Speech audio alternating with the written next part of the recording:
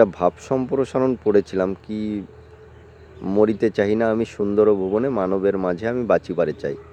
যাই হোক, এরকমই হয়তো হবে, অনেক দিন আগে পড়েছিলাম, ঠিক খেয়াল নেই।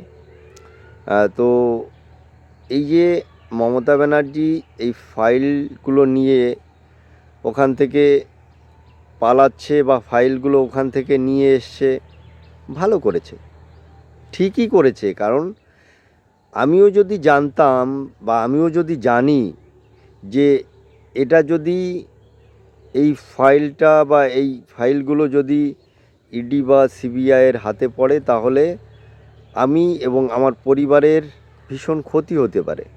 তাহলে আমিও এটাই করতাম, আমিও চেষ্টা করতাম আমার নিজেকে বাঁচাতে এবং পরিবারকে বাঁচাতে।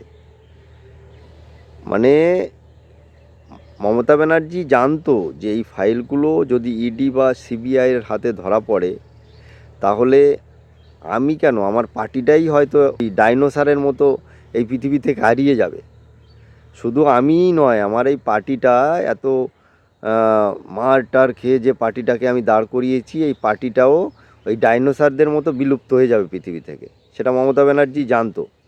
তাই সেই নিজেকে বাঁচাতে এবং পার্টিটাকে বাঁচাতে এবং পরবর্তী ইলেকশনে যাতে পার্টিটা জিতে যেতে পারে, সেইগুলো বাঁচাতে মমতা ব্যানার্জি যেটা করেছে ঠিক করেছে।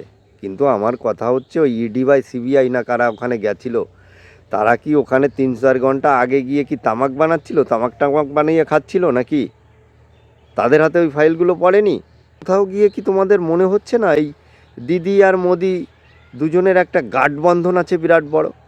যে ওই 4-5 ঘন্টা আগে ইডি গিয়ে ওখানে কি ঘন্টাটাকে উল্টোভাবে ধরে বাজাচ্ছিল?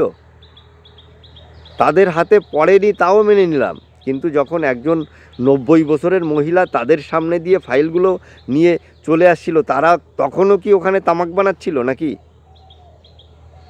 বাংলার মানুষকে আর কত বোকা বানাবে এরা? মানে